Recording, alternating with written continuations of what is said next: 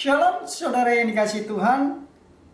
Selamat berjumpa kembali, di mana hari ini adalah hari yang indah, hari yang luar biasa, di mana hidup saya dan saudara senantiasa dalam pemeliharaan Tuhan. Dan doa saya buat saudara seiman dimanapun berada saat ini senantiasa dalam kondisi sehat. Dan hari ini saya mau menyampaikan kebenaran firman Tuhan, di mana tema kita adalah respon orang percaya terhadap PSBB Jakarta Jilid 2. Kita mau belajar suatu kebenaran firman Tuhan, bagaimana setiap hidup kita meresponi setiap kebijakan yang dikeluarkan oleh pemerintah. Dan saat ini kita mau belajar suatu kebenaran firman Tuhan yang terdapat dalam kitab Mazmur pasal yang ke-94 ayat yang ke-12 sampai yang ke-15. Saya akan bacakan buat kita semua. Beginilah firman Tuhan. Berbahagialah orang yang kau hajar, ya Tuhan, dan yang kau ajari dari Tauratmu, untuk menenangkan dia terhadap hari-hari malapetaka, sampai digali lubang untuk orang fasik. Sebab Tuhan tidak akan membuang umatnya, dan miliknya sendiri tidak akan ditinggalkannya. Sebab hukum akan kembali kepada keadilan dan akan diikuti oleh semua orang yang tulus hati. Ini adalah suatu hal yang indah dan luar biasa, di mana janji Tuhan bagi setiap kehidupan saya dan saudara dalam menjalani hari-hari ke depan, khususnya tentang kebijakan pemerintahan DKI Jakarta, di mana PSBB Jilid 2. Kita tahu dan kita harus memahami bahwa di dalam kebenaran firman Tuhan yang terdapat dalam Roma pasal 13 ayat 1 dikatakan, sebab pemerintah berasal dari Allah, di mana setiap hidup kita orang percaya senantiasa harus tunduk, harus taat dalam setiap kebijakan yang dikeluarkan oleh pemerintah di mana kita berada, untuk membuktikan setiap pribadi sebagai warga yang taat. Social distancing bukan berbicara soal beriman atau tidak beriman, tapi tentang bagaimana kita yang telah Tuhan berikan hikmat supaya setiap pribadi kita tidak mengalami namanya malapetaka. Dan Tuhan juga memberi hikmat bagi pemerintahan untuk mengeluarkan suatu kebijakan supaya warganya tidak mengalami malapetaka, tidak mengalami yang namanya virus COVID-19, virus corona, supaya setiap saya dan saudara senantiasa dalam kondisi sehat, sehingga bisa berkumpul dengan keluarga, sehingga kita bisa melakukan aktivitas kita sehari-hari. Karena begitu perhatiannya atas warganya. Inilah yang Tuhan mau ajari dalam setiap pribadi saya dan saudara. Mungkin Bapak, Ibu, dan saudara yang baru mulai bernapas lega karena PSBB jilid 1 sudah ditiadakan, sehingga ada denyut nadi perekonomian, tapi melihat kondisi di mana hari-hari ini masih banyak orang yang belum bisa mendisiplinkan dirinya, sehingga kebijakan yang diambil oleh pemerintahan, khususnya pemerintahan DKI Jakarta, melihat dari berapa sudut pandang supaya setiap hidup saya dan saudara dalam kondisi sehat. Bagaimana setiap orang percaya meresponi tentang kebijakan pemerintahan DKI Jakarta tentang PSBB jilid 2. Yang pertama, kita mau belajar tentang kebenaran firman Tuhan. Yang pertama adalah setiap pribadi kita melihat kesempatan bahwa kita harus bertobat dan membangun keintiman lebih lagi kepada Tuhan.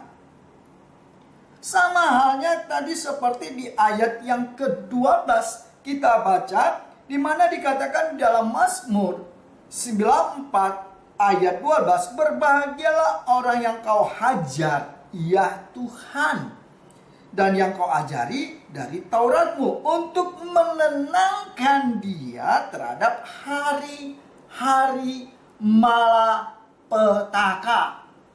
Tapi kalau kita mundur ke ayat sebelumnya, dikatakan di ayat 8 dalam Mazmur 94 dikatakan, perhatikanlah hai orang-orang bodoh di antara rakyat, hai orang-orang bebal, bilakah kamu memakai akal budimu? Inilah yang saya katakan tadi, karena masih banyak orang belum bisa mendisiplinkan dirinya, sehingga akibat dari apa yang ia lakukan berdampak bagi orang banyak. Tetapi bagi setiap pribadi orang percaya, ketika mendengar keputusan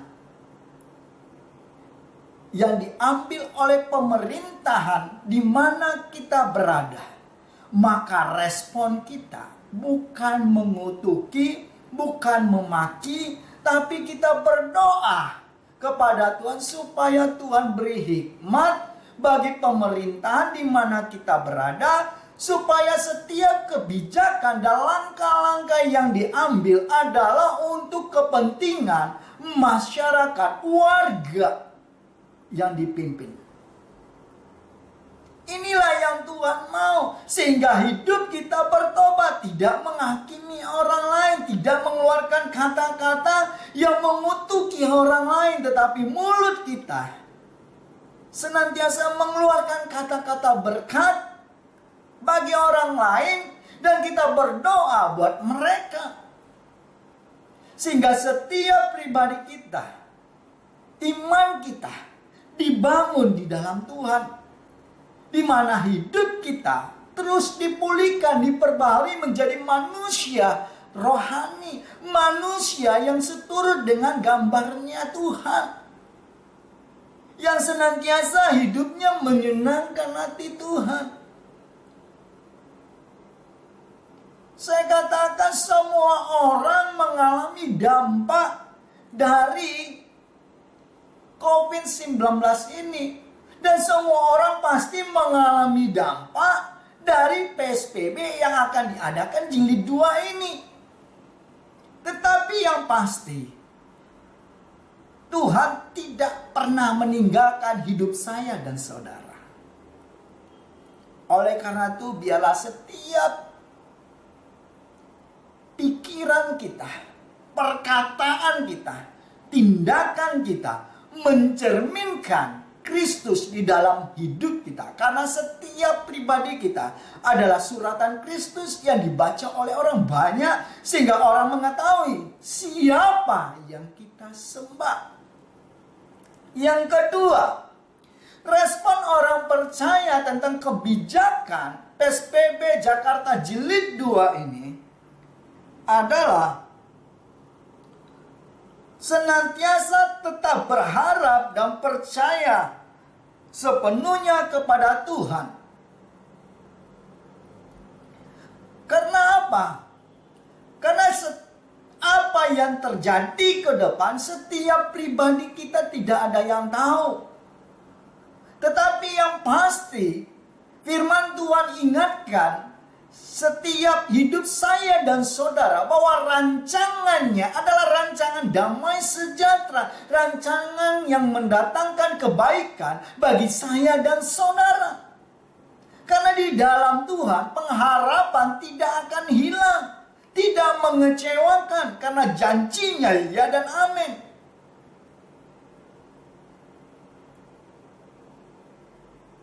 Inilah yang Tuhan ingatkan dalam setiap pribadi kita, bagaimana kita meresponi setiap apa yang terjadi.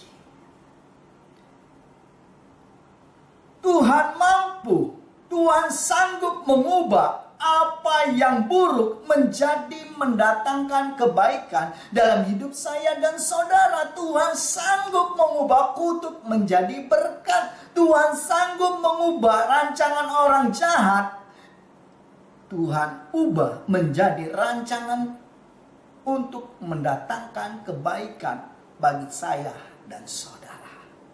Inilah yang indah dan luar biasa. Bagaimana Tuhan yang kita percayai, di mana pengharapan kita sepenuhnya kepada Tuhan, dan Dia tidak pernah mengecewakan saya dan saudara. Percaya saja. Rasa takut sebagai manusia itu wajar. Mungkin kita berkata, bagaimana ini baru bernapas, baru memulai usaha, sudah di PSBB.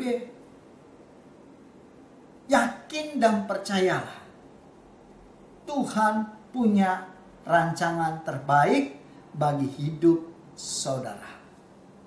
Haleluya. Biarlah ketakutan itu tidak menguasai, mengendalikan hidup saudara. Sebagai manusia wajar mengalami yang namanya rasa takut. Tapi ketakutan tidak mengendalikan, tidak menguasai hidup saya dan saudara. Karena ketika ketakutan itu mengendalikan hidup saudara, maka saudara akan senantiasa mengalami kekecewaan di dalam Tuhan. Mengalami kekecewaan akan hidup saudara. Tetap senantiasa berharap dan percaya kepada Tuhan. Yang selanjutnya, bagaimana respon orang percaya terhadap kebijakan PSBB Jakarta Jilid 2 ini? Yang ketiga adalah kesempatan buat saya dan saudara. Saya katakan buat kita semua, saya dan saudara, untuk pemulihan hubungan dengan sesama, dengan keluarga. Kenapa? Mungkin di hari-hari yang lalu, tahun-tahun yang lalu, waktu dan kesempatan buat keluarga sangat minim. Tetapi Tuhan izinkan ini terjadi. Justru adalah peluang buat setiap saudara untuk membangun hubungan yang harmonis dengan keluarga, dengan anak-anak, dengan pasangan hidup, dengan orang tua, dengan saudara, sanak famili. Waktu itu sangat berharga, dan waktu tidak akan pernah kembali. Oleh karena itu, ini momennya ketika kita melihat dengan kacamata positif, maka kita melihat kesempatan untuk membangun hubungan yang lebih baik lagi.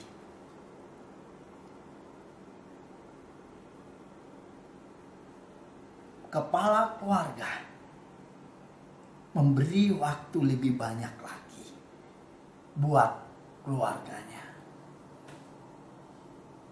Haleluya. Ini yang Tuhan mau. Karena di akhir zaman ini, saya katakan, di akhir zaman ini, menjelang kedatangan Tuhan kedua kali, iblis banyak menyerang untuk merusak, menghancurkan keluarga orang-orang percaya. Oleh karena itu, ini adalah momennya, ini adalah waktunya, ini adalah kesempatan untuk membenahi hubungan yang lebih baik lagi dalam keluarga. Yang selanjutnya, bagaimana setiap orang percaya meresponi tentang kebijakan PSBB Jakarta Jilid 2 ini dari sudut pandang firman Tuhan. Yang keempat,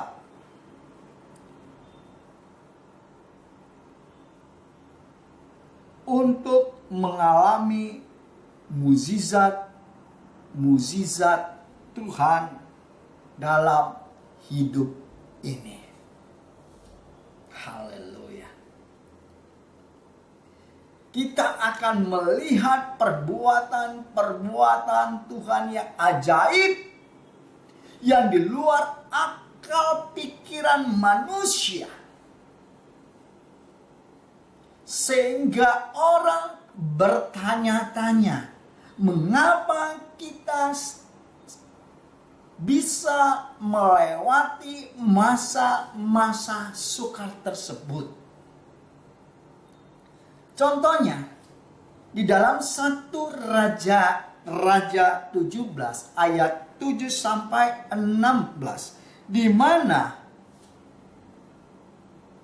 Tuhan pakai janda di Sarfat untuk memelihara kelangsungan hidup Nabi Elia, di mana Tuhan memakai janda di Sarfat untuk memberi makan Nabi Elia.